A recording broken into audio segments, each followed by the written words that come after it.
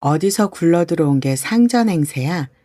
시어머니 말순 여사의 칠순잔치가 한창인 최고급 호텔 연회장 한가운데서 큰동서 소영이 제 면전에 대고 악을 썼습니다. 수백 명의 시선이 일제히 집중된 가운데 제 팔뚝을 거칠게 낚아채는 소영의 얼굴은 분노로 붉게 달아올라 있었죠. 당황한 아주버님 상진과 주변 하객들이 어쩔 줄 몰라 하는 와중에도 저는 제 팔뚝을 붙잡은 손을 차분히 떼어내며 여유롭게 미소를 지었습니다. 그리고 조용히 제 비서실장에게 전화를 걸었죠. 완벽한 줄 알았던 그들의 화려한 인맥이 누구의 발밑에 있었는지, 가장 화려한 무대에서 처참하게 무너지는 허세의 민낯을 확인해 보시겠어요? 사연 시작합니다. 저는 프리미엄 라이프스타일 브랜드와 컨설팅 랩을 운영하는 42살 윤지수입니다. 이혼이라는 뼈아픈 상처를 겪은 후 지금의 남편 도윤 씨를 만나 4년째 가정을 꾸리고 있죠. 한 번 실패를 겪었기에 이번만큼은 어떤 잡음도 없이 완벽하고 평온한 가정을 지켜내야 한다는 마음이 유난히 컸어요. 남편과 연애하던 시절 시어머니 생신 모임에서 두 동서를 처음 만났습니다. 낯설어하며 구석에 앉아있던 제게 큰동서 소영은 먼저 다가와 시댁 식구들의 식성과 성향을 하나하나 짚어주었어요. 작은 동서 희진 역시 식사 내내 제 앞접시에 반찬을 덜어주며 살뜰하게 챙겨주었죠. 저는 두 분이 꾸준히 일을 도맡아 하며 집안의 화목을 이끄는 참 배려심 깊은 분들이라고 생각했습니다. 하지만 겉보기에 우아했던 그 다정함이 철저한 계산과 우월감에서 나온 가짜였다는 걸 그때는 미처 알지 못했습니다. 제 안락했던 일상에 불쾌한 금이 가기 시작한 건 시어머니 칠순 잔치를 석 달 앞두고 큰동서가 가족 모임을 소집했던 그 무렵부터였습니다. 늦은 저녁 퇴근한 남편과 거실에 마주 앉아 따뜻한 차를 나누던 참이었습니다. 최근 새로 들어간 사업 프로젝트 때문에 남편의 눈 밑에는 피곤한 기색이 역력했어요. 저는 찻잔을 내려놓으며 남편의 손을 가만히 잡았습니다. 도윤 씨, 이번 어머님 칠순 잔치 모임은 내가 알아서 다녀올게요. 요즘 프로젝트 때문에 잠도 제대로 못 자잖아요. 지수 씨가 가면 형수님들이 또 피곤하게 이것저것 요구할 텐데. 내가 가야지 정말 괜찮겠어? 남편은 미안함이 가득한 얼굴로 제 두 손을 따뜻하게 마주 쥐었습니다. 걱정 말아요. 나도 이제 이 집안 식구 4년 차인데 그 정도는 거뜬해요. 가서 조용히 돕고 비용만 넉넉하게 보태고 올게요. 제 목소리에는 억눌린 단호함이 배어 있었어요. 과거 이혼의 상처는 제게 지독한 트라우마로 남아 있었거든요. 매일 밤 고성방가가 오가고 서로를 핥히었던 지옥 같던 첫 번째 결혼 생활을 떠올리면 지금도 심장이 철렁 내려앉곤 했습니다. 그래서 도윤 씨와 어렵게 다시 꾸린 이 가정만큼은 제 살점을 조금 도려내는 한이 있더라도 완벽하게 지켜내고 싶었어요. 큰동서가 주도해서 소집한 모임이라는 게 뻔히 어떤 자리인지 알았지만 시댁의 은근한 텃세짐은 기꺼이 인내하겠다고 다짐했습니다. 그저 정중하게 도리를 다하고 넉넉히 돈을 내어 상황을 부드럽게 무마하는 것, 그것이 제 가정을 지키는 가장 현명한 방법이라고 믿었으니까요. 며칠 뒤 시어머니 말순 여사의 본가 거실. 분위기는 예상대로 묘하게 흘러갔습니다. 시어머니 양옆에 자리 잡은 큰 동서와 작은 동서는 마치 대단한 권력이라도 쥔 사람들처럼 꼿꼿하게 앉아 있었죠. 동서, 이거 보여? 이번 어머님 칠순 잔치에 내가 초대한 BVIP 하객 명단이야. 큰 동서가 자기 팔뚝만 한 두꺼운 고급 가죽 다이어리를 테이블 위로 탁 소리가 나게 내던졌습니다. 다이어리 안에는 지역 사교계의 온갖 직함들이 빼곡하게 적혀 있었어요. 아유, 형님. 이 지역 유지란 유지는 다 부르셨네요? 역시 우리 형님 인맥 알아줘야 한다니까요. 작은 동서가 과장되게 손뼉을 치며 교묘하게 분위기를 띄웠습니다. 아주버님 상진은 그 뻔뻔한 허세 노름을 빤히 보면서도 제체면 깎이는 게 싫은지 헛기침만 하며 시선을 피했습니다. 그럼 내가 누군데? 그러니까 막내 동서, 이번 행사에 어설픈 손님들은 다 빼고 철저히 내 지인들 위주로 모실 거야. 아, 동서는 재혼이라 이런 큰 행사 치러본 적 없으려나? 순간 거실에 무거운 정적이 흘렀습니다. 시어머니는 큰 며느리의 잘난 척이 내심 흐뭇하신지 말릴 생각조차 없어 보이셨어요. 귀한 분들 오시는 자리니까 동서는 나서지 말고 뒤에서 음식이나 부지런히 날라줘. 행여나 동서가 앞에 나섰다가 우리 도련님 흠 잡힐라. 저의 과거 아픔을 온 가족이 모인 자리에서 무기처럼 휘두르는 말에 가슴 한구석이 서늘해졌습니다. 이 잔치가 순수한 가족 행사가 아니라 큰 동서의 체면과 허영을 과시하기 위한 대규모 이벤트로 변질되었다는 걸 직감할 수 있었죠. 저는 무릎 위에 올려둔 두 손을 꽉 말아 쥐고는 애써 입꼬리를 끌어올렸습니다. 네, 형님. 귀한 분들 오시는데 당연히 잘 대접해야죠. 대신 행사 비용은 저희가 2천만 원 정도 부담할 테니 형님들도 무리하지 마시고 정해진 예산 안에서 진행해 주셨으면 좋겠어요. 감정적으로 맞부딪혀 불화를 일으키기보다 미소를 유지한 채 돈으로 정해진 선을 그어버리는 쪽을 택했습니다. 그날 오후 제 플래그십 스토어 VIP룸에서는 향긋한 차 향기가 은은하게 퍼지고 있었습니다. 대표님, 이번 한정판 수제닭이 세트 반응이 아주 뜨겁습니다. 지역 VIP 분들께서도 대표님 안목을 워낙 신뢰하셔서 선주문이 벌써 꽉 찼네요. 김 실장이 내민 서류에는 칠순 잔치에서 큰 동서가 자랑하던 그 명단 속 인물들과 겹치는 이름들이 수두룩했습니다. 다행이네요. 그럼 김 실장님, 어머님 칠순 선물용으로 이 최고급 라인 한 세트만 따로 조용히 보관해 주세요. 다른 고객님들 예약에 차질 없게끔 각별히 신경 써주시고요. 알겠습니다, 대표님. 브랜드 협력사 대표님 역시 제 꼼꼼한 기획력을 칭찬하며 만족스러운 미소를 지었습니다. 시댁의 낡은 소파에서 겪었던 얄팍한 모욕이 이 공간에 들어서자 말끔히 씻겨 내려가는 기분이었어요. 시댁에서는 저를 흠결 있는 재혼녀로 깎아내렸지만 이곳에서 저는 업계에서 인정받고 존중받는 비즈니스 대표였습니다.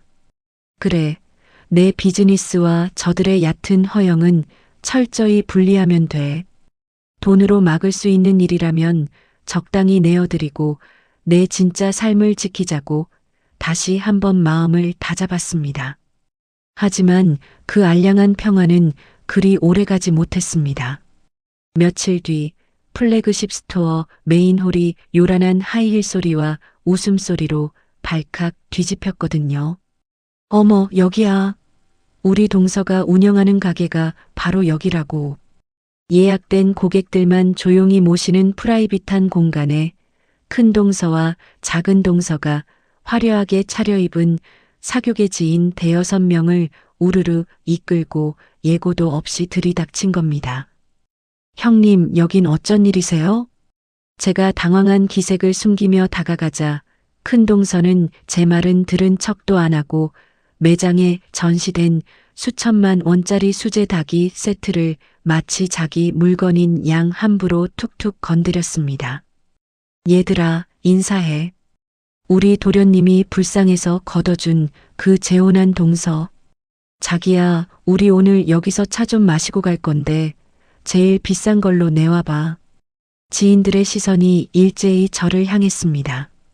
위아래로 훑어보는 그 노골적인 눈빛들에 얼굴이 화끈거렸어요. 형님, 이곳은 예약제로 운영되는 비즈니스 공간입니다. 지금 다른 고객님들도 계시니 다음부터는 꼭 미리 연락을 주고 오셨으면 좋겠어요. 최대한 프로페셔널하게 상황을 통제하려 했지만 큰 동서는 보란 듯이 콧방귀를 꼈습니다. 아이고, 가족끼리 무슨 예약이야? 내가 지금 이 자리까지 온 게 다 우리 도련님 덕인데 어디서 상전 행세니? 칠순 답례품도 여기서 싹 다 맞출 테니까 알아서 제일 좋은 걸로 포장해놔. 어른 행사 비용을 꽁으로 먹으려 들면 못 써. 그 말은 선을 넘어도 한참 넘은 폭력이었습니다. 제 일터 한가운데서 저를 존중하는 직원들과 파트너들이 지켜보는 앞에서 저를 바닥으로 내동댕이 친 겁니다. 진열장 위에서 위태롭게 흔들리는 닭이 세트를 보는 순간 제 안에서 무언가 툭 하고 끊어지는 소리가 들렸습니다. 무조건 웃으며 져주는 것만이 가정을 지키는 길이라 믿었던 제 생각이 완전히 틀렸음을 깨달았어요. 이대로 저들의 억지를 받아주다가는 결국 제 삶의 기반과 평판까지 전부 빼앗기고 말 거라는 위기감이 덩줄기를 타고 흘렀습니다.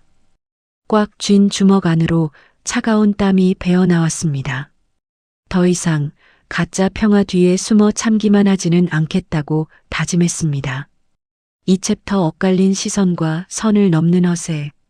시끄러운 로비를 뒤로하고 저는 두 동서를 매장 안쪽 프라이빗 VIP룸으로 안내했습니다.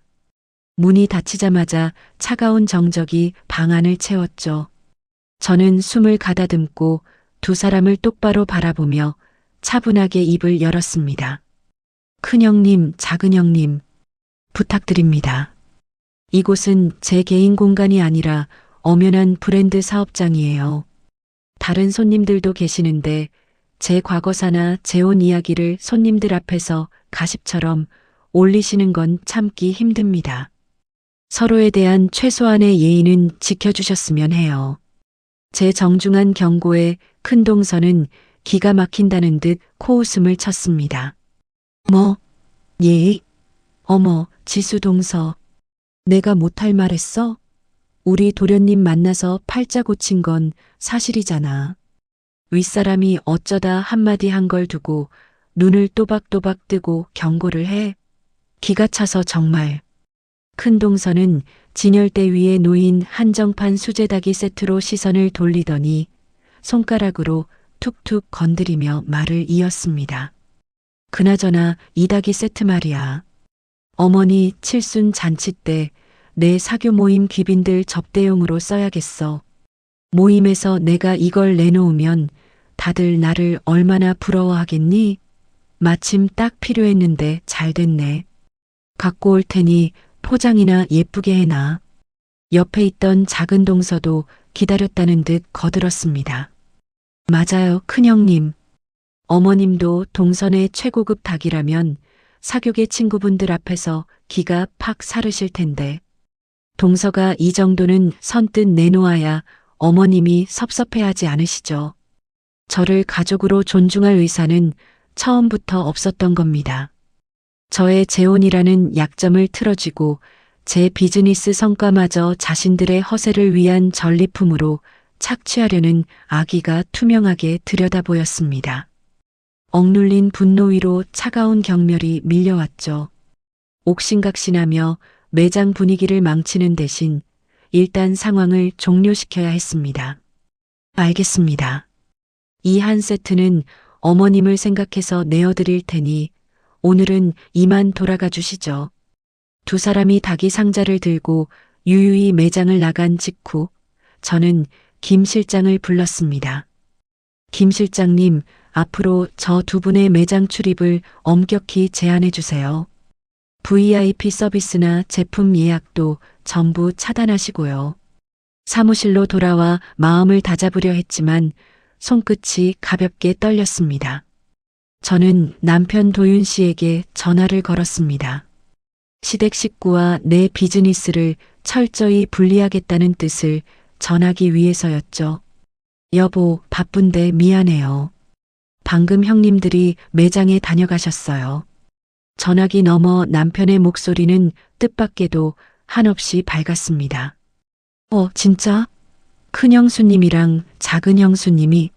와, 형수님들이 당신 일하는 곳 궁금하다고 하더니 직접 찾아가서 막내 길을 살려주셨나 보네. 당신 사업 잘 되는 모습 보여드려서 나도 기분 좋다. 늘 바빠서 당신한테 미안했는데 형수님들이 챙겨주셔서 마음이 놓이네. 그때 남편의 순진한 목소리를 들으며 저는 가족이라는 울타리가 때로는 가장 아득한 벽이 될 수 있음을 깨달았습니다. 남편은 시댁의 교묘한 괴롭힘을 전혀 눈치채지 못하고 있었습니다. 여기서 진실을 폭로해봤자 어렵게 유지해온 평화가 깨지고 남편만 깊은 상처를 입을 게 뻔했죠. 과거의 실패를 반복하지 않기 위해 이 무게를 홀로 짊어져야 한다는 짙은 외로움이 밀려왔지만 동시에 남편을 보호하겠다는 결단도 확고해졌습니다. 그래요. 당신 걱정 안 하게 댁내 일은 내가 잘 알아서 조율할 테니 회사 일만 잘 챙겨요. 그렇게 며칠 뒤 저는 큰 동서의 일방적인 호출로 고급 카페룸에서 두 동서를 다시 만났습니다. 칠순 잔치 비용 정산이라는 핑계로 불려나온 자리였죠. 저는 준비해온 봉투를 테이블 위에 가만히 내려놓았습니다. 큰형님 말씀하신 대로 어머님 칠순 잔치에 보탤 2천만 원입니다. 남편하고 상의해서 준비한 금액이에요. 하객 명단은 가족과 가까운 친지 위주로 잘 정리되고 있는 거죠? 그러자 큰 동서는 봉투를 쓱 훑어보더니 코웃음을 치며 손가락으로 툭 밀어냈습니다. 2천만 원? 지수동서, 지금 나랑 장난하니? 큰 동서는 가방에서 그 두꺼운 고급 가죽 다이어리를 꺼내 거칠게 펼쳐 보였습니다. 저는 큰 동서가 명단을 들이밀며 떠드는 사이 펼쳐진 페이지들을 휴대폰으로 빠르게 촬영해 두었습니다. 여기 보이지? 이 명단에 있는 분들이 다 누구인 줄 알아? 이 지역 시장 부인부터 의사회 회장단까지 전부 내 사교계 지인들이야. 수백 명의 귀빈들이 오시는데 이까지 돈으로 때우겠다고? 재혼해서 들어온 며느리가 제대로 인정받으려면 이 정도는 헌신해야 하는 거야. 연회장 전체 비용에 하객들한테 돌릴 동선의 브랜드 수제 답례품까지 동서가 싹 책임져. 작은 동서도 옆에서 거들었습니다. 맞아요, 동서. 큰형님이 이미 지인들한테 동선의 최고급 수제 닭이를 답례품으로 주겠다고 다 자랑해 놨는데 이제 와서 딴소리하면 큰형님 체면이 뭐가 돼요? 큰 동서는 애초에 나를 칠순 잔치의 물주로 낙점해 두었던 겁니다. 자기 허풍을 채우기 위해 내 브랜드 제품을 마음대로 약속해 두고는 안 내놓으면 불효자식 프레임을 씌우려 한 것이죠. 더 이상의 자비는 사치였습니다. 저는 차가운 눈빛으로 큰 동서를 직시했습니다. 형님, 저희가 부담하기로 한 금액은 처음 약속한 2천만 원까지입니다. 호텔 연회장 전체 대관료나 수천만 원에 달하는 답례품을 저희가 떠안을 이유는 없습니다. 하객 규모는 형님 형편에 맞게 조정하세요. 당황하여 입을 뻐끔거리는 동서들을 뒤로하고 저는 봉투만 테이블에 남겨둔 채 망설임 없이 자리에서 일어났습니다. 하지만 사태는 거기서 끝나지 않았습니다. 일주일 뒤 김 실장이 심각한 표정으로 결제판을 들고 제 사무실로 들어왔습니다. 대표님, 대단히 조심스러운 말씀입니다만 최근 지역 사교 모임과 VIP 고객들 사이에서 이상한 루머가 넓게 퍼지고 있습니다. 루머요? 네. 대표님께서 재혼 후 시댁을 철저히 무시하고 돈으로 시어머니와 형님들에게 갑질을 하며 박대한다는 왜곡된 소문입니다. 확인해 보니 큰 동서분께서 그 가죽 다이어리 속 인사들에게 지속적으로 연락을 취하며 소문을 내고 있었습니다. 머리끝까지 서늘한 분노가 치밀어 올랐습니다. 경제적 착취가 거절당하자 앙심을 품고 내 클라이언트들에게 접근해 제 사회적 평판을 찌개로 만들려 한 겁니다. 가족의 평화를 지키려던 수동적인 방어는 끝났습니다. 큰 동서가 무기로 삼는 그 얄팍한 쇼윈도 인맥의 실체를 발밑에서부터 박살내야겠다고 결심했습니다. 김 실장님, 네, 대표님. 큰 동서가 들고 다니는 그 가죽 다이어리 명단에 있는 사람들, 인적 사항과 우리 브랜드와의 이해관계를 하나도 빠짐없이 샅샅이 조사하세요. 3챕터 얄팍한 인맥의 실체 확인. 김 실장의 보고를 받은 다음 날 저는 시내의 한 프라이빗 갤러리 카페로 향했습니다. 제 브랜드의 오랜 단골이자 지역 사교계의 핵심 인물인 최 회장님을 단독으로 뵙기 위해서였죠. 룸에 들어서자마자 인사를 나누기도 전에 최 회장님의 미간이 찌푸려졌습니다. 지수 대표, 내가 웬만하면 남의 집안일에 간섭 안 하는데 말이에요. 대체 그 큰형님이라는 분, 왜 그러고 다니는 겁니까? 제가 자리에 앉자마자 최 회장님은 몹시 불쾌한 기색을 숨기지 않으셨습니다. 어머님 칠순 잔치 초대를 핑계로 우리 모임 부인들한테 은근슬쩍 접근하더니 지수 대표 과거사까지 들먹이면서 깎아내리더라고요. 자기가 지수 대표 브랜드 뒤에서 다 밀어주고 챙겨줘서 이만큼 컸다는 식으로 허풍을 떨던데 내가 기가 차서 정말. 직접 확인한 실체는 제 예상보다 훨씬 더 저열했습니다. 큰 동서는 단순히 저를 미워하고 질투하는 수준이 아니었어요. 제 브랜드가 가진 명성과 제 고객들의 탄탄한 재력을 온전히 자신의 사회적 계급 상승을 위한 도구로 악용하고 있었습니다. 등줄기가 서늘해질 만큼 어이가 없어 실소가 터져 나왔습니다. 심려를 끼쳐드려 죄송해요, 회장님. 제가 너무 조용히 덮어두려고만 했나 봅니다. 지수 대표가 워낙 점잖으니까 만만하게 본 모양인데 우리 모임 사람들이 그 속셈을 모를 줄 알아요? 다들 불쾌해서 잔치고 뭐고 안 가겠다고 하는 걸 내가 일단 말려뒀어요. 그 순간 머릿속에서 하나의 완벽한 그림이 그려졌습니다. 일일이 루머에 해명하며 진흙탕 싸움을 할 필요가 없었거든요. 아니요, 회장님. 잔치에는 예정대로 참석해 주셨으면 합니다. 그날 제가 회장님과 귀빈들께 제대로 된 대접을 해드리고 싶거든요. 오히려 큰 동서가 제멋대로 초대한 그 사교계 인사들을 저의 완벽한 조력자로 만들어 판을 뒤집어 버리기로 결심했습니다. 사무실로 돌아온 저는 곧바로 김 실장을 불렀습니다. 화이트보드에는 큰 동서가 제 얼굴에 들이밀었던 그 두꺼운 가죽 다이어리 속 하객 명단 사본이 빼곡하게 띄워져 있었죠.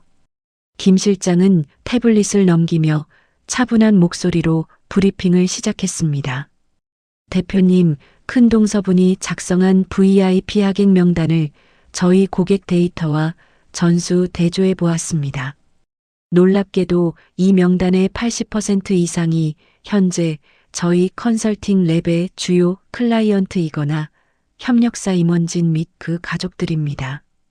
80%나 고스란히 겹친다고요? 네.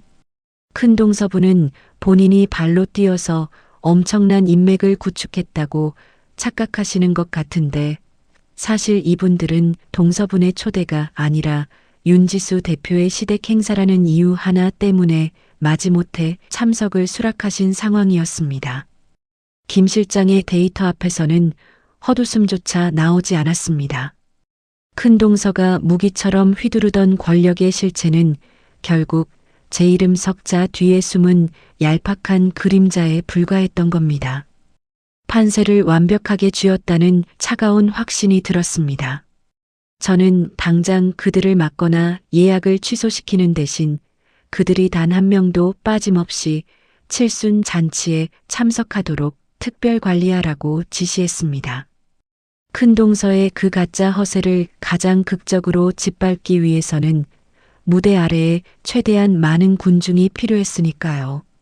그날 저녁 퇴근길 꽉 막힌 도로 위에서 갑자기 차량 블루투스 스피커가 울렸습니다. 화면에 뜬 이름은 시어머니였습니다. 평소 제게 먼저 전화를 거는 법이 없던 분위기에 저는 큰 동서가 또 어떤 식으로 시댁 여론을 조작해 놓았는지 확인하기 위해 통화 버튼을 눌렀습니다. 어머니, 퇴근하는 길입니다. 웬일로 전화를 다 주셨어요. 인사가 무섭게 스피커 너머로 날 선 목소리가 쏟아졌습니다. 너는 대체 집안 꼴을 어떻게 돌리는 거냐? 내 큰형님이 내 칠순이라고 그 귀한 손님들을 다 불러 모았는데 내가 돈 몇 푼 아깝다고 뻗대서 집안 망신을 시키게 생겼다며. 어머니, 2천만 원이면 가족 행사로 충분한 금액입니다. 큰형님이 무리하게 일을 키우신 건데 제가 그 비용을 다 댈 이유는 없잖아요. 시끄럽다. 내가 이혼하고 흠결 있는 몸으로 우리 집에 굴러 들어온 거 우리가 다 눈 감아주고 품어주지 않았니? 가족의 은혜를 생각해서라도 당장 내 큰형님한테 찾아가서 사과하고 잔치 비용 전액 다 내가 내놔라. 안 그러면 내 잔칫날 너는 얼씬도 하지 마. 일방적인 통보와 함께 뚝 끊어진 전화기를 보며 저는 핸들을 쥔 손에 천천히 힘을 풀었습니다. 시어머니는 며느리들 간의 시시비비를 가릴 생각이 애초에 없었던 겁니다.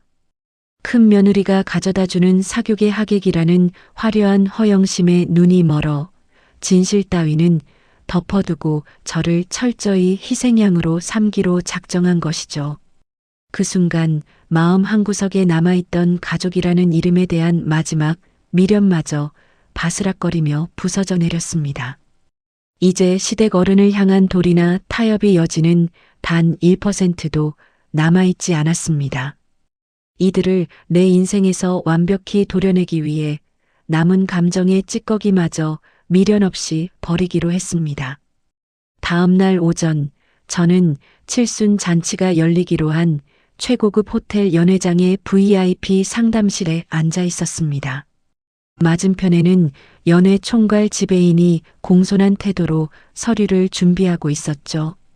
지배인님, 지금 큰형님 이름으로 계약된 칠순 잔치권 말인데요.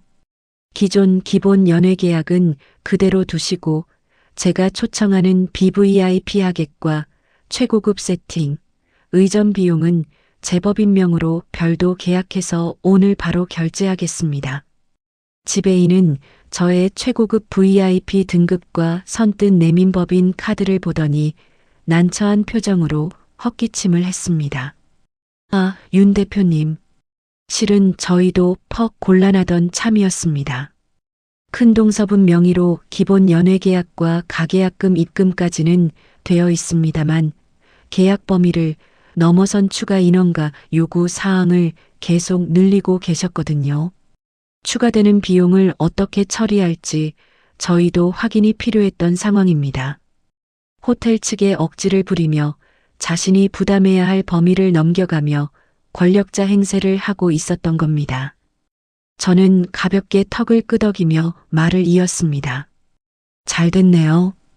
큰형님이 계약한 기본 연회와 개인 하객 비용은 기존 계약대로 처리하시고 제가 맡는 BVIP 하객과 세팅, 의전 부분은 제법인 계약으로 철저히 분리해 주세요. 제가 맡는 부분의 결정권은 전부 제게 있습니다. 연회장 세팅은 제가 지시하는 최고급 수준으로 전부 바꾸시고 무대와 동선 통제를 위한 전문 보안 인력도 제 사비로 추가 배치하겠습니다. 네, 대표님.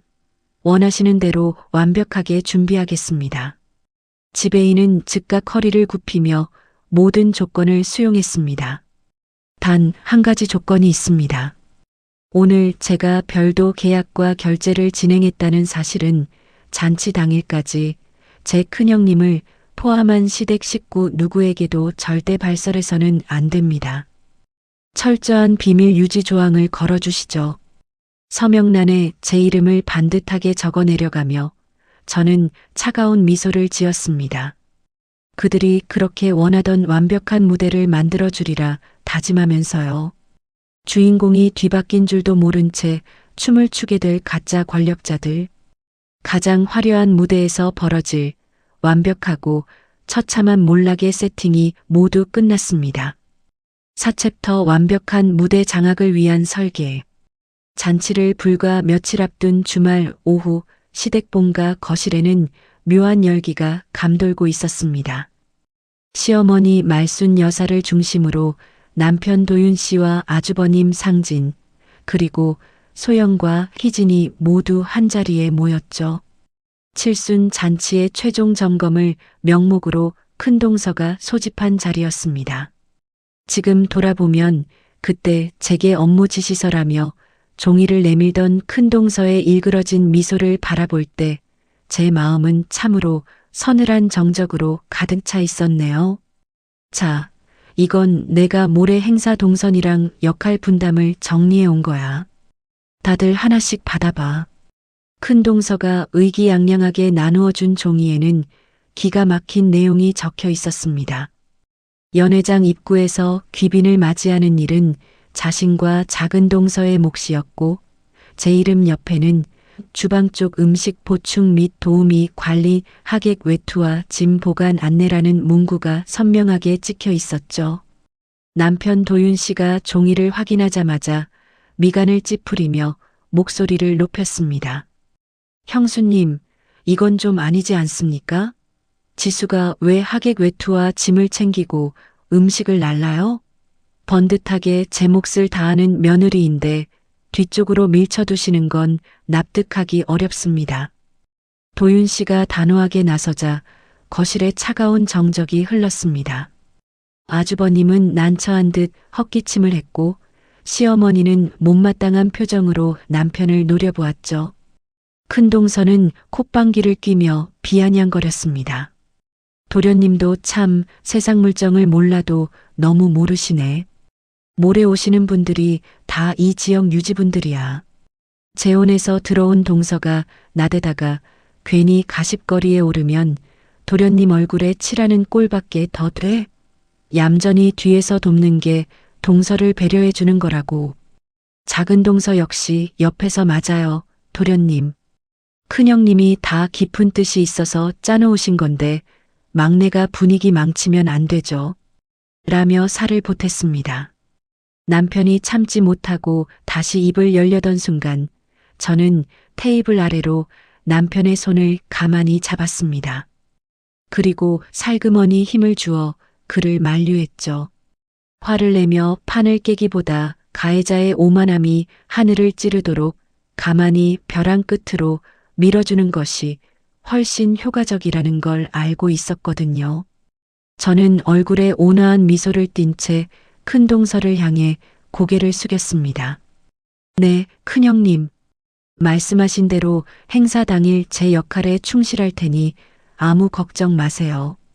큰 동서는 제가 자신의 기세에 완전히 눌렸다고 오판했는지 승리감에 도취하여 턱을 높이 쳐들었습니다.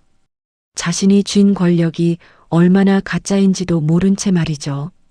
다음 날 저는 시외각에 위치한 무형문화재 명장님의 프라이빗 공방을 찾았습니다. 저와 오랫동안 인연을 이어온 명장님은 고풍스러운 다실로 저를 안내하셨죠. 차를 따라주시는 명장님의 표정에는 은근한 염려가 서려 있었습니다. 윤 대표, 요즘 사교계에 이상한 헛소문이 돈다면서 어떤 얄팍한 여편네가 윤 대표 명성을 들먹이며 허풍을 떨고 다니더군. 아, 이미 귀에 들어가셨군요. 내가 그 꼴이 보기 싫어서라도 이번 잔치엔 안 가려고 했네. 하지만 윤 대표가 직접 차 한 잔 주겠다고 부르니 마음이 바뀌는구먼. 저는 명장님을 똑바로 바라보며 정중하게 인사를 건넸습니다. 명장님, 시어머니 칠순을 빌미로 마련된 자리지만 실상은 제 기업의 프라이빗 네트워킹 자리입니다. 당일 꼭 오셔서 그 자리를 빛내주셨으면 합니다. 그분들이 탐내던 한정판 닭이의 진짜 주인이 누구인지 명장님께서 직접 보여주셨으면 좋겠습니다. 명장님은 껄껄 웃으시며 차 잔을 비우셨습니다. 좋네, 윤 대표. 내가 내일 직접 가서 자네에게 최고의 예우를 갖춰주지. 진짜 가치가 어디에 있는지 다들 똑똑히 보게 될 걸세. 내 비즈니스 네트워크의 거물들은 이미 큰 동서의 유치한 공작을 간파하고 있었습니다. 그들은 얄팍한 체면이 아닌 제 능력과 인품을 믿고 움직이는 진짜 내 사람들이었죠.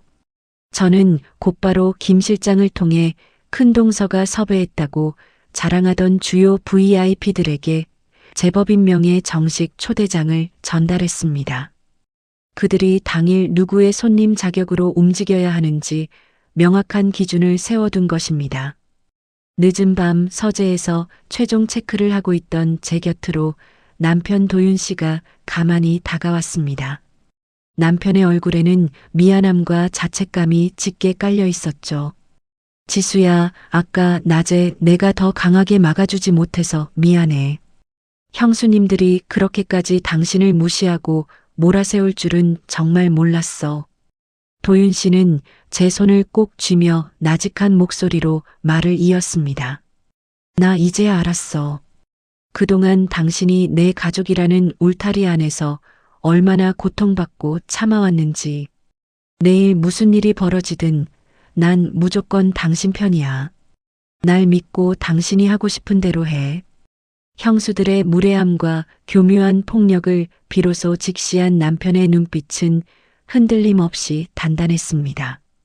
제 발목을 잡을까 걱정했던 남편이 이제는 제 가장 든든한 방패가 되어주고 있었죠. 남편을 향한 깊은 신뢰가 가슴속 깊이 차올랐습니다. 칠순 잔치를 단 하루 앞둔 저녁, 내 사무실은 팽팽한 긴장감이 흐르고 있었습니다. 최종 동선 브리핑을 마친 김 실장이 결제판을 덮으며 보고했습니다. 대표님, 내일 호텔 연회장에 투입될 전문 보안 인력과 의전팀 배치가 모두 완료되었습니다. 큰 동서분께서 개인적으로 부르려 했던 출장 도우미들은 호텔 측을 통해 사전에 출입 차단 조치했습니다. 그 순간 제 휴대폰으로 진동음과 함께 문자 한 통이 도착했습니다. 화면을 켜니 큰 동서가 보낸 메시지가 떠 있었죠. 지수 동서, 내일 늦지 말고 아침 일찍 나와서 앞치마 메고 손님들 외투와 짐 챙길 준비해라. 딴 생각 말고 시키는 대로 해. 자신이 거대한 구덩이 속으로 걸어 들어가고 있다는 사실도 모른 채 보내온 최후의 도발이었습니다. 사냥을 앞둔 포식자의 차갑고 날카로운 평정심이 온몸을 감쌌습니다. 저는 문자에 아무런 답장도 보내지 않은 채 김 실장을 향해 조용히 고개를 들었습니다. 김 실장님. 네, 대표님. 내일 제가 연회장 안에서 신호를 주면 대기 중인 모든 스태프와 보안 요원을 일제히 진입시키세요. 5챕터 덫을 완성하는 무대 뒤편. 칠순 잔치 당일 이른 아침, 최고급 호텔 연회장 부속 VIP 메이크업실은 묘한 긴장감과 거칠에 섞인 오만함으로 가득 차 있었습니다. 거울 앞에는 큰 동서 소영과 작은 동서 희진이 나란히 앉아 분주하게 단장을 하고 있었죠. 소영의 무릎 위에는 그동안 사교계 인맥이라며 자랑하던 두꺼운 가죽 다이어리가 훈장처럼 올려져 있었습니다. 지금 돌이켜보면 벼랑 끝으로 걸어가는 사람의 뒷모습이 그렇게 의기양양할 수는 없었네요. 소영은 거울을 통해 나를 훑어보더니 자신이 섭외한 메이크업 아티스트의 어깨를 툭툭 치며 노골적인 지시를 내렸습니다. 거기 동서 쪽은 적당히 기본만 해줘요. 오늘 돋보여야 할 사람은 우리 어머님이랑 나니까. 동서는 오늘 주방 쪽이랑 하객들 외투와 짐 챙기느라 바쁠 텐데 화장이 과하면 오히려 미움을 사거든요. 옆에 있던 작은 동서 희진이 입을 가리며 셀쭉하게 웃었습니다. 맞아요, 형님. 막내 동서는 뒷전에서 서빙하고 도우미들 관리해야 하니까 땀 흘려도 안 지워지게 번지지 않게만 해주세요. 나를 대놓고 허드렛 일할 아랫사람 취급하며 비웃는 두 사람을 보며 제 가슴 속에서는 화 대신 차가운 연민이 피어올랐습니다. 오늘 자신이 이 거대한 무대의 유일한 주인공이 될 것이라 굳게 믿고 있는 그 어리석음이 불쌍할 지경이었지요. 저는 그들의 유치한 도발에 일절 대꾸하지 않았습니다. 대신 휴대폰을 꺼내 미리 대기시켜둔 제 전담 스타일리스트 팀을 메이크업실로 호출했죠. 문이 열리고 전문 실장과 스태프들이 들어서자 메이크업실 안의 공기가 순식간에 바뀌었습니다. 저는 그들의 손길을 받으며 이 연회장의 실질적인 주최자이자 우아한 호스트로서의 완벽한 모습을 갖추어 나갔습니다. 메이크업실을 나와 연회장 로비로 들어서자 행사장의 전체적인 통제를 맡은 김 실장과 호텔 총괄 지배인이 기다렸다는 듯 제게 다가왔습니다. 대표님, 준비는 모두 끝났습니다. 큰동서분께서 개인적으로 부르려 했던 출장 도우미들은 호텔 보안팀을 통해 정문에서 전부 돌려보냈습니다. 현재 연회장 출입구 3곳과 무대 음향, 마이크 제어권은 전부 저희 스태프들이 통제하고 있습니다. 지배인 역시 고개를 숙이며 덧붙였죠. 요구하신 대로 기존에 조잡한 식순표는 전부 회수했고 최상급 VIP 네트워킹 파티에 맞춘 세팅과 동선 확보가 완료되었습니다. 고생하셨어요. 김 실장님, 행사가 시작되기 전까지는 큰 동서가 상전 행세를 하도록 그대로 두세요. 하지만 저 가죽 다이어리에 적힌 귀빈들이 하나둘 모습을 드러내는 순간부터는 망설이지 말고 의전의 주도권을 완전히 넘겨받으세요. 알겠습니다, 대표님. 지시대로 움직이겠습니다. 소영은 무대 뒤에서 벌어지고 있는 이 거대한 소유권 전환을 전혀 눈치채지 못하고 있었습니다. 그저 호텔 직원들에게 손가락질을 하며 빈 껍데기뿐인 지시를 내리느라 바빴지요. 저는 철저히 그림자처럼 숨어 그 모습을 지켜보며 결정적인 순간을 기다렸습니다. 가족 대기실로 이동하자 뒤늦게 도착한 아주버님 상진과 남편 도윤 씨가 마주 서 있었습니다. 아주버님은 제 얼굴을 보자마자 난처한 표정을 지으며 주머니에서 종이 한 장을 꺼내 내밀었습니다. 지수동서, 마침 잘 왔어. 집안의 큰일인데 동서가 좀 양보해. 큰형수가 오랫동안 고생해서 짜놓은 행사잖아. 괜히 고집 피워서 시끄럽게 만들지 말고 오늘은 형수가 시키는 대로 얌전히 뒤에서 도와줘. 그게 집안 체면 살리는 길이야.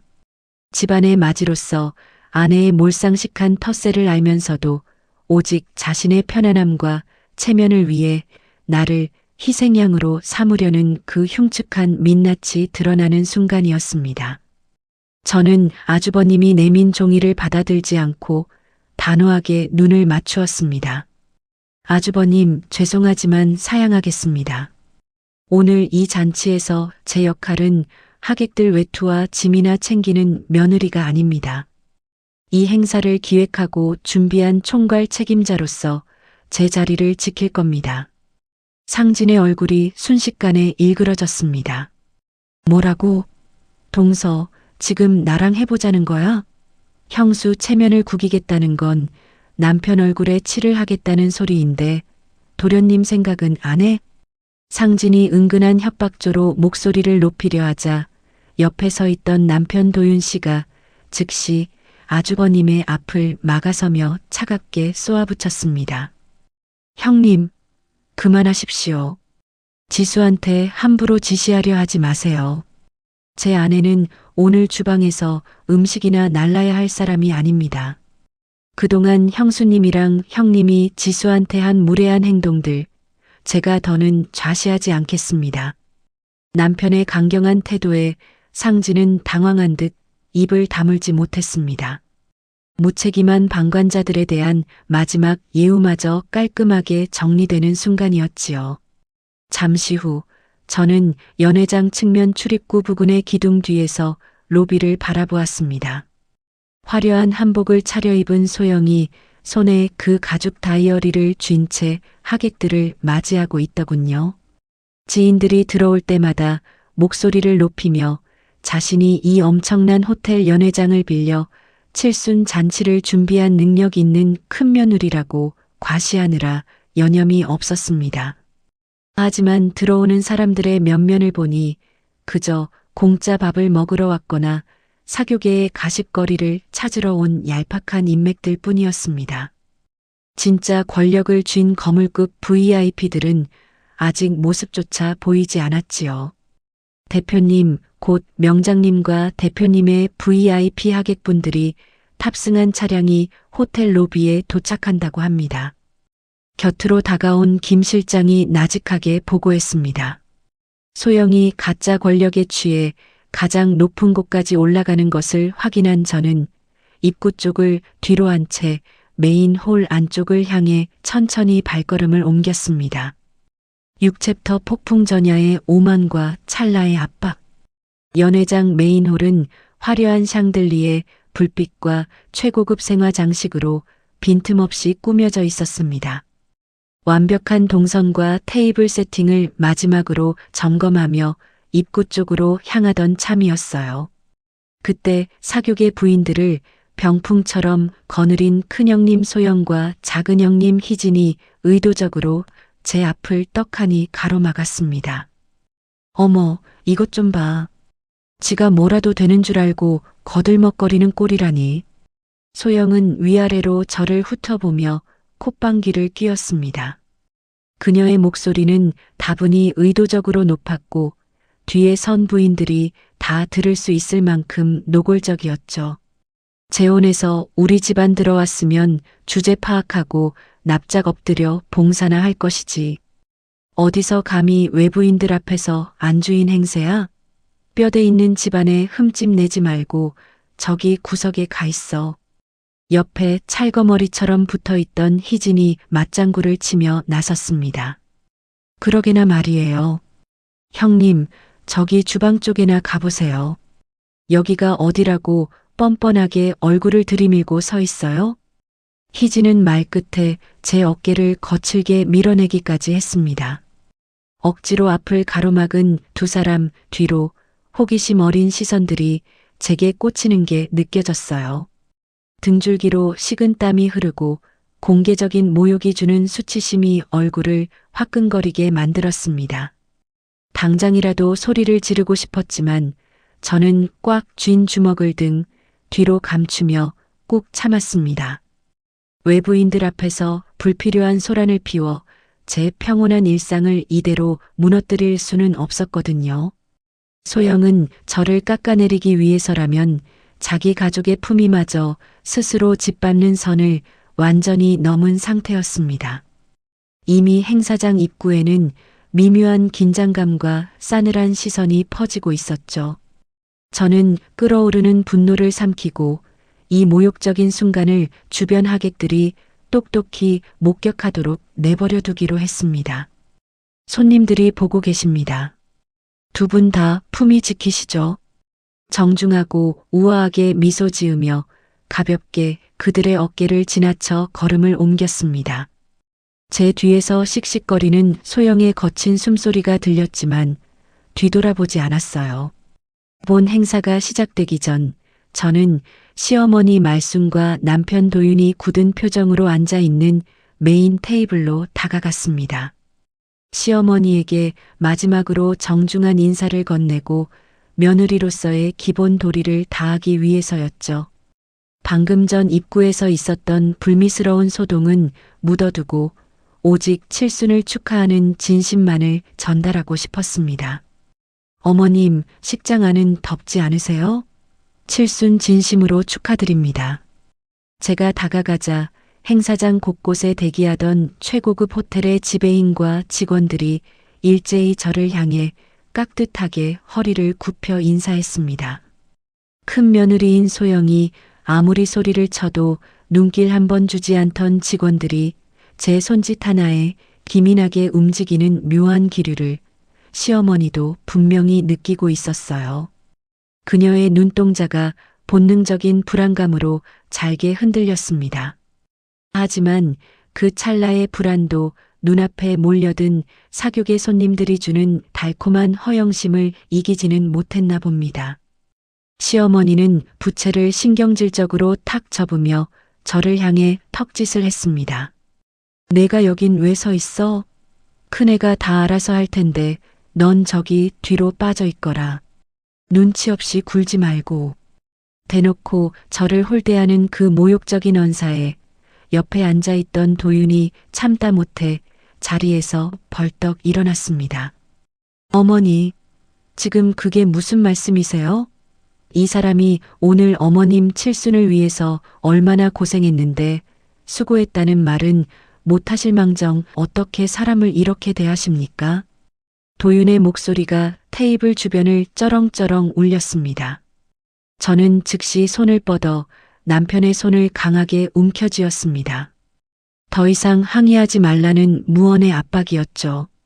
그 순간 제 안에서 가족이라는 울타리에 남아있던 일말의 기대마저 산산조각이 나는 것을 느꼈습니다.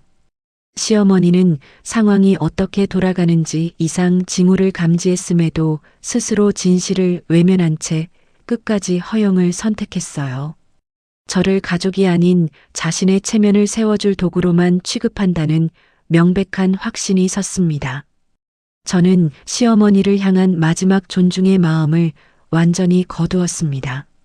이제는 오직 저와 남편의 자존감을 지키기 위한 전면전의 스위치를 올릴 때였습니다. 그때 귀에 꽂아둔 인이어를 통해 김 실장의 다급한 무전이 들려왔습니다. 대표님, 행사장 뒤편 답례품 보관실 쪽에 문제가 생겼습니다. 저는 서둘러 행사장 뒤편으로 향했습니다. 보관실 문을 열자마자 어처구니 없는 광경이 펼쳐져 있었어요. 앞서 어머님께 내어드린 칠순 선물용 다기와는 별도로 제 브랜드의 핵심 자산이자 BVIP 헌정용으로 특별히 준비된 수천만 원 상당의 최고급 수제 닭이 세트를 작은 형님, 희진이 자기 차 키를 옆에 던져두고 커다란 쇼핑백에 쑤셔넣고 있었거든요. 제가 고용한 보안 스태프들이 앞을 가로막고 제지하자 희진은 오히려 삿대질을 하며 큰 소리를 치고 있었습니다. 작은 형님, 지금 여기서 뭐 하시는 겁니까? 제 서늘한 목소리에 희진이 움찔하며 뒤를 돌아보았습니다. 하지만 이내 뻔뻔하게 턱을 치켜들더라고요. 아유, 동서, 뭐 이런 걸 다 확인하고 그래요? 가족끼리 행사 끝나고 남는 물건 좀 챙겨가는 게 무슨 큰 죄라고 스태프들까지 풀어서 사람을 도둑 취급하고 유난이에요? 적반하장도 유분수지 저 당당한 태도에 헛웃음이 났습니다. 두 형님은 이 칠순 잔치를 축하의 자리가 아니라 제 재산과 성과를 약탈하기 위해 차려진 거대한 뷔페쯤으로 여기고 있었던 겁니다. 이들의 뻔뻔함이 가족이라는 선을 넘어 범죄의 영역까지 닿아 있다는 사실을 직접 목격하니 가동안의 씁쓸한 상실감은 어느새 도를 넘은 탐욕에 대한 깊은 혐오감으로 바뀌었습니다. 더 이상 말다툼을 섞을 가치조차 없었어요. 저는 희진을 투명 인간 취급하며 인이어를 통해 김 실장에게 지시했습니다. 김 실장님, 이 시간부로 이분의 답례품 보관실 출입을 철저히 통제하세요. 내 허락 없이 물건 하나라도 밖으로 나가면 그 즉시 절도죄로 경찰에 넘길 겁니다. 희진의 얼굴이 하얗게 질렸지만 저는 뒤도 돌아보지 않고 보관실을 빠져나왔습니다.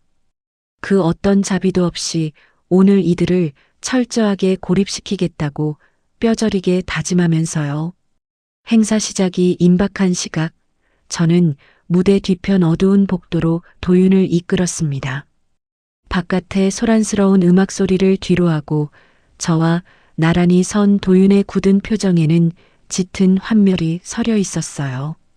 쏟아지는 모욕과 시댁 식구들의 비상식적인 태도에 충격을 받은 그의 눈시울은 이미 붉어져 있었습니다. 미안해. 여보, 내가 정말 미안해. 우리 가족이 당신한테 이럴 줄은 몰랐어. 내가 당신을 이런 지옥에 끌어들였어. 자책하며 고개를 숙이는 남편의 어깨를 단단히 붙잡았습니다. 조금 뒤 벌어질 거대한 판세 뒤집기 앞에서 그가 흔들리지 않도록 다독여야 했거든요. 그리고 오늘 이후 우리가 시댁과 걷게 될 완벽한 단절이라는 전혀 다른 길에 대해 마지막 동의를 구해야 했습니다. 도윤 씨, 나랑 끝까지 함께할 자신 있어요? 오늘 이후로 우린 저 사람들과 완전히 다른 길을 갈 거예요. 그래도 괜찮겠어요? 도윤은 붉어진 눈으로 제 단호한 눈빛을 마주 보았습니다. 떨리던 그의 입술이 이내 굳게 닫히더니 오직 내 편에 서서 모든 결과를 함께 감당하겠다는 확고한 의지로 고개를 끄덕였어요. 새 가정을 잃을까 두려워 저 혼자서만 참아왔던 지난날의 강박이 얼마나 어리석은 기우였는지 그때 알았습니다.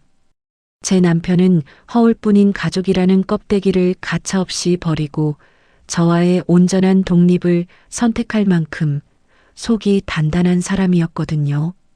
남편에 대한 애틋한 고마움은 곧 거대한 반격을 앞둔 맹렬한 전투력으로 타올랐습니다. 바로 그 순간 소영이 어디서 헐값에 섭외해온 삼류 진행자가 무대 위로 올라가 촌스러운 오프닝 멘트를 던지기 시작했습니다. 자, 지금부터 말순 여사님의 칠순 기념행사를 시작하겠습니다. 저는 옆에 서 있던 김 실장을 바라보며 약속했던 신호를 보낼 순간을 기다렸습니다. 7챕터 진짜 주인공을 위한 무대, 그리고 드러난 진실. 소영이 헐값에 부른 삼류 진행자의 마이크에 백소리와 함께 하울링이 울려 퍼진 바로 그 순간이었습니다. 연회장 중앙 무대 앞 화려한 샹들리에 아래에서 저를 가로막아 선 큰 동서 소영과 작은 동서 희진의 얼굴에는 흉측한 도끼가 가득 차 있었죠. 너 지금 여기서 무슨 짓을 하려는 거야?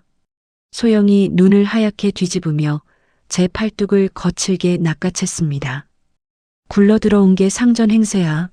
하객들 다 보기 전에 당장 저 안으로 들어가서 외투나 챙겨. 소영의 고함이 정적을 깨고 연회장 전체로 울려 퍼지자 테이블에 앉아있던 하객들이 일제히 고개를 돌려 저희 쪽을 바라보기 시작했습니다. 하지만 제 가슴 속에서 격렬하게 끓어오르던 분노는 오히려 이 소란 속에서 차가운 평정심으로 가라앉았습니다.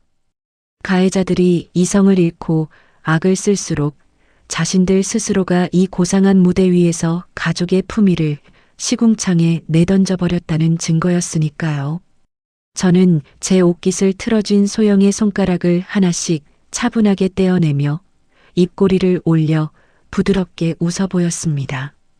그리고 주머니에서 휴대폰을 꺼내 김 실장에게 전화를 걸었죠. 김 실장, 모두 들어오라 하세요. 전화가 끊어지기가 무섭게 연회장의 육중한 메인 도어가 활짝 열렸습니다. 검은 정장을 단정하게 차려입은 내 소속의 스태프들과 전문 의전 요원들이 일사불란하게 연회장 안으로 진입했습니다. 무대 위를 점령하려던 소영과 희진을 스태프들이 정중하지만 단호하게 막아서며 뒤로 물러나게 했고 촌스러운 오프닝 멘트를 던지던 삼류 진행자 대신 제가 미리 섭외한 아나운서 출신의 전문 MC가 단상에 올랐습니다. 뭐야? 이 사람들이 왜 들어와? 이거 안 나. 소영이 당황해 소리치는 사이 촌스러운 트로트 반주가 뚝 끊기고 행사장 사방에서 고풍스럽고 웅장한 클래식 사중주 연주가 울려 퍼졌습니다. 무대 조명이 따뜻하고 기품 있는 골드빛으로 교체되자 소란스럽던 연회장은 순식간에 말순 여사님만을 위한 최고급 칠순 연회장으로 완벽하게 재편되었습니다. 대표님, 오시기로 한 귀빈들께서 입장하십니다. 김 실장의 안내와 함께 연회장 레드카펫 위로 손님들이 들어서기 시작했습니다. 그 사람들은 소영이 사교계 인맥이라며 자랑하던 가죽 다이어리 속 진짜 BVIP들이었습니다. 무대 아래로 밀려난 소영은 사색이 된 얼굴로 허둥지둥 그들에게 달려갔습니다. 어머, 회장님, 사모님, 오셨어요? 오늘 제가 시어머니 위해 준비한 잔치인데.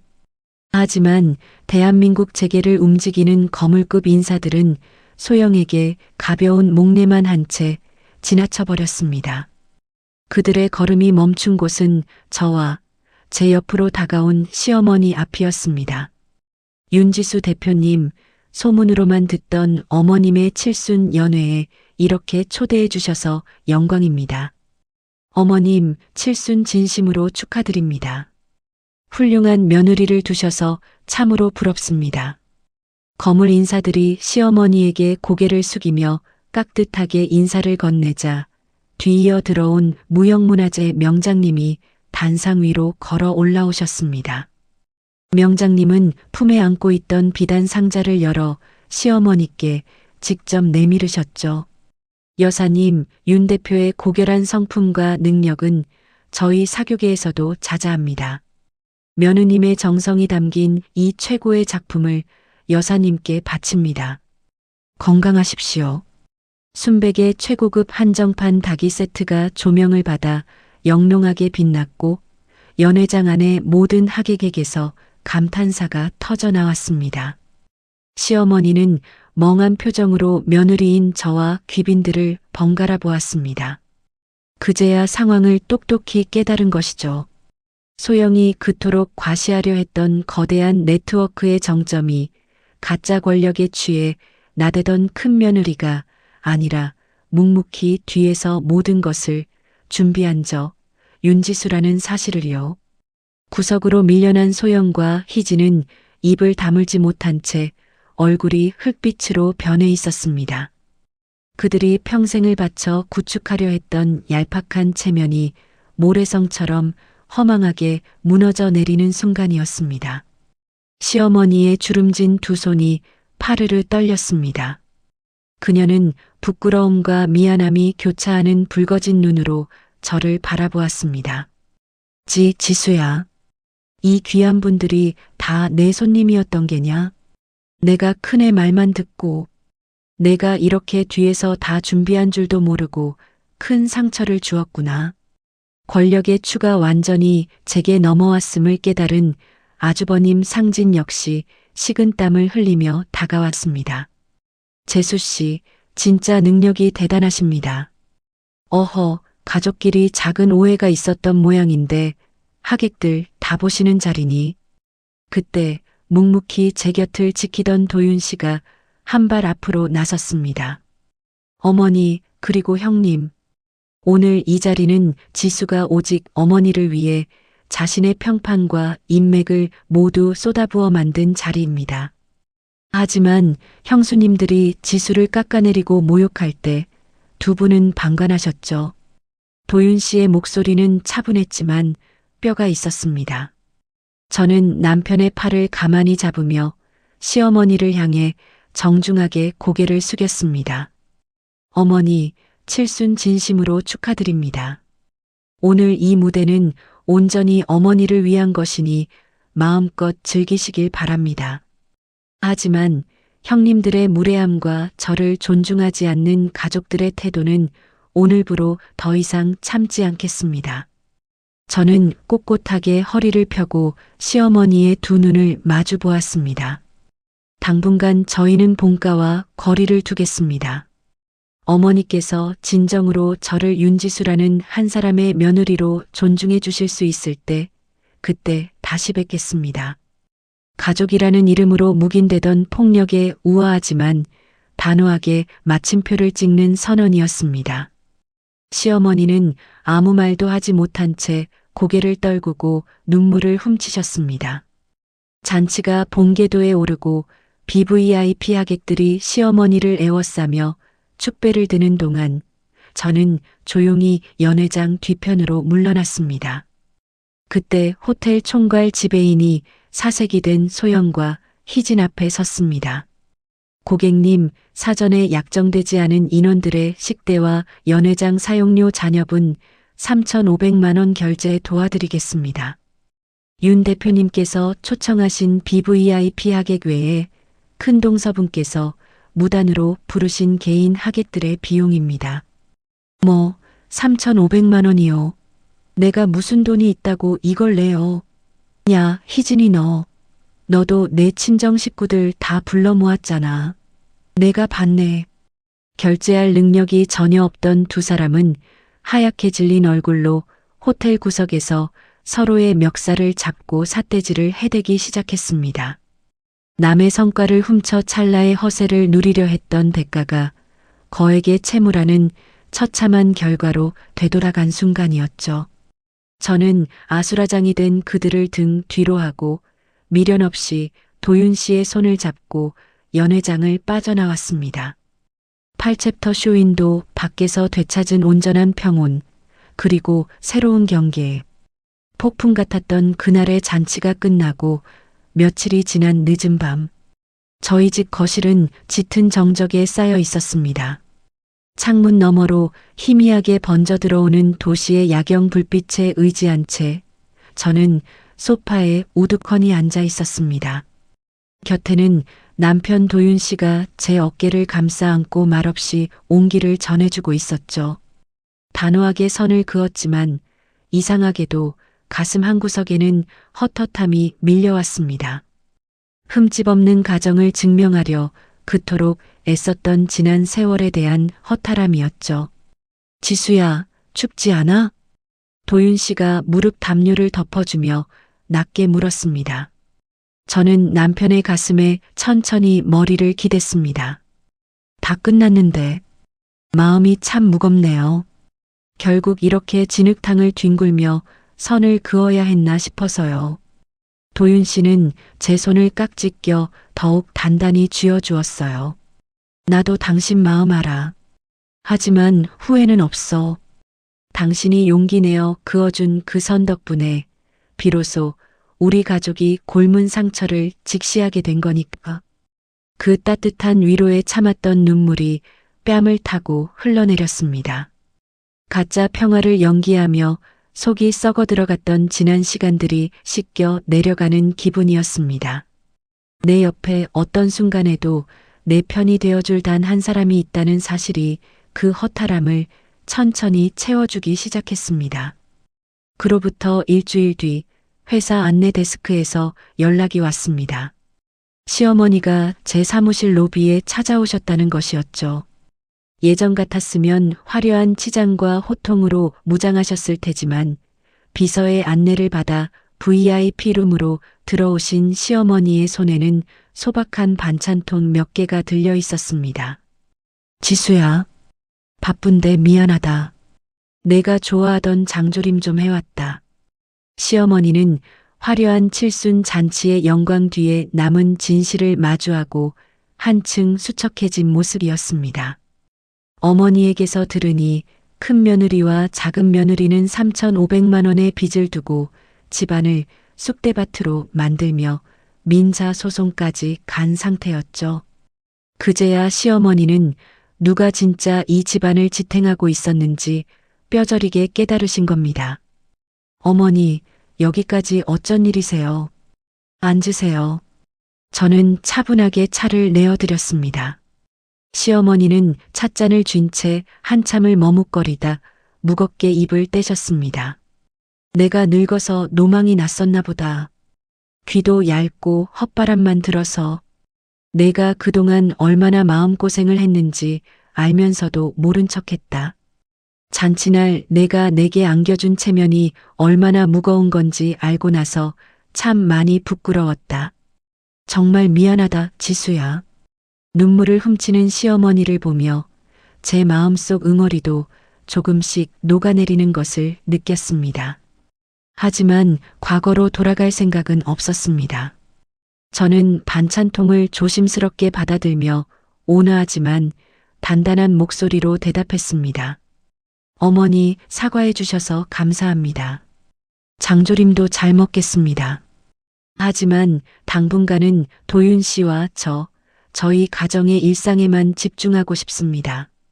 명절이나 꼭 필요한 대소사에는 도리를 다하겠지만 앞으로 본가에 불려가 감정 노동을 감수하는 일은 없을 거예요. 저희를 독립된 가정으로 존중해 주세요. 시어머니는 깊게 고개를 끄덕이셨습니다. 무조건적인 복종이 아닌 건강한 거리두기라는 새로운 룰이 우리 가족 사이에 비로소 자리 잡는 순간이었습니다. 주말 오전 저는 저희 브랜드의 플래그십 스토어 VIP룸에서 무형문화재 명장님과 주요 클라이언트 분들을 모시고 조촐한 티타임을 가졌습니다. 잔치 당일 흔들림 없이 자리를 빛내주신 분들께 감사를 전하는 자리였죠. 오히려 그날 윤 대표님이 보여주신 우아한 대처와 품격을 보고 저희 투자위원회에서는 브랜드의 가치를 더 높게 평가했습니다. 대기업 투자사의 이사님이 밝은 목소리로 거들었습니다. 신규 라인업의 투자 규모를 기존 계획보다 2배로 확대하기로 했다는 기쁜 소식과 함께였죠. 시댁의 낡은 잣대에 갇혀 전전긍긍하던 껍데기를 벗어던지자 윤지수라는 이름의 진짜 가치가 더 찬란하게 빛나기 시작했습니다. 어느 맑은 가을날 오후 햇살이 내리쬐는 자택 베란다에서 저는 도윤 씨와 마주 앉아 여유롭게 국화차를 마시고 있었습니다. 지수야, 오늘 차향이 유난히 더 좋다. 시댁의 요구에 맞춰 앞치마를 두르고 종종 걸음을 쳐야 했던 숨막히는 쇼윈도 며느리의 삶은 끝났습니다. 적당한 거리를 유지하며 주고받는 안부 속에서 시어머니 역시 저를 귀한 며느리로 대우하기 시작했죠. 그러게요. 이렇게 도윤 씨랑 조용히 차를 마시는 이 시간이 참 소중하네요. 썩어 들어가는 가지를 잘라내고 무너진 담장 대신 튼튼하고 건강한 울타리를 새로 세우고 나서야 비로소 진짜 평온이 찾아왔습니다. 가짜 체면과 허세에 흔들리지 않는 단단한 일상 속에서 저는 남편이 건네는 다정한 온기를 느끼며 편안하고 깊은 숨을 들이마셨습니다. 오늘 사연 어떠셨나요? 흠없는 가정을 지키겠다는 강박에서 벗어나 건강한 선을 긋고 나서야 비로소 진짜 행복을 찾은 지수님의 이야기였습니다. 헛된 허영심으로 남의 것을 탐내던 두 동서는 결국 자신들이 만든 함정에 빠져 씁쓸한 최후를 맞이했네요. 가족이라는 이름이 때로는 폭력이 될 수도 있지만 스스로의 가치를 믿고 당당하게 맞설 때 진짜 내 삶을 지킬 수 있다는 걸 다시금 깨닫게 됩니다. 지금 이 순간에도 억지스러운 관계 속에서 홀로 상처받고 계신 분들이 있다면 지수님처럼 용기를 내어 자신을 먼저 지켜내시길 응원합니다. 오늘 사연에 대한 여러분의 생각은 어떠신가요? 댓글로 소중한 의견 남겨주시고 지수님 부부를 향한 따뜻한 응원도 부탁드립니다. 구독과 좋아요, 알림 설정은 달빛 인생 TV에 큰 힘이 됩니다. 다음에도 가슴 뻥 뚫리는 통쾌한 사연으로 찾아뵙겠습니다. 감사합니다.